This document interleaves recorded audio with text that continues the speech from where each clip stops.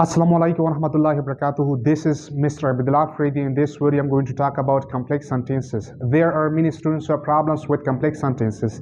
They don't know whether a sentence is a complex sentence or a compound sentence. They always confuse simple sentences with compound sentences and compound sentences with complex sentences. They cannot differentiate whether a sentence is a compound sentence or a complex sentence. In this video, I'm going to teach you how to use complex sentences.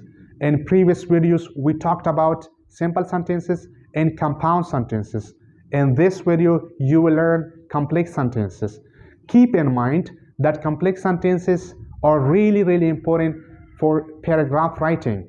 You can always use complex sentences or compound sentences in paragraph writing. They are really important. Both of them play an important role in paragraph or essay writing. You need to always use compound sentences and complex sentences.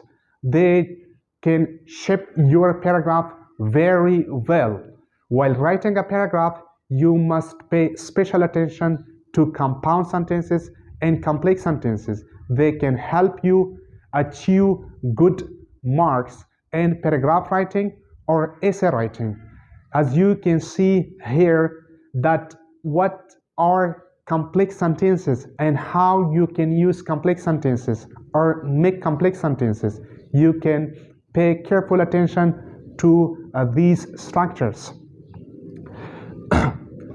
As you know better than me that complex sentences are composed of two classes. One is dependent clause and the second one is independent clause.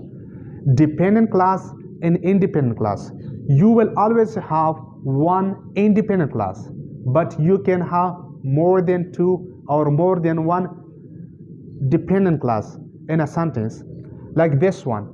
Compound sentences or complex sentences should be connected by subordinators. You should use subordinators in complex sentences. We have here when they won the match, they were very happy. They were very happy. This is independent clause and this is dependent clause. As I mentioned before, that in complex sentences, one clause is dependent clause. Dependent clause cannot stand alone. Therefore, you need to use another clause which is known as independent clause. Independent clause completes the meaning of dependent clause.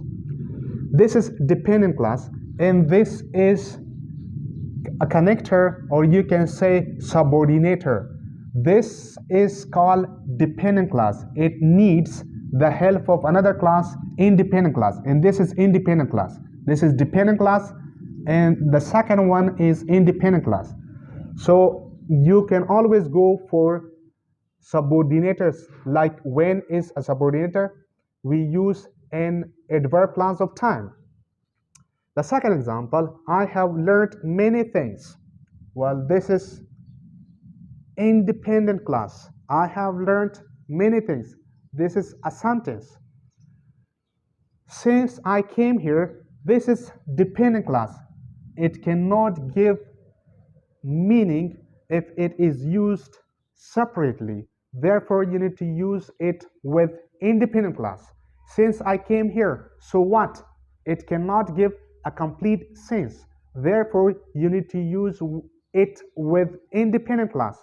I learned many things since I came here. Since I came here, I learned many things. If you use dependent clause at the beginning, then you must put comma in the middle, as in this example. As you can see here, we put comma. We separated these two clauses by comma. Why? Because subordinator comes at the beginning. If you study for exam, look at here, dependent clause. It cannot give a complete thought. If you study for exam, so what? If I study for exam, so what? It doesn't give a complete meaning. Therefore, it should be used with independent clause. You will get good marks. So this is a sentence, or this is an independent clause it completes the meaning of this class. If you study for exam, so the result of this one will be what? You will get good marks. This is the result of this one. Keep in mind that in complex sentences, we always use subordinators. You should always use subordinators and pay special attention to commas when you use complex sentences. Practice. Do not forget to subscribe to our YouTube channel. Thank you. Good luck to you.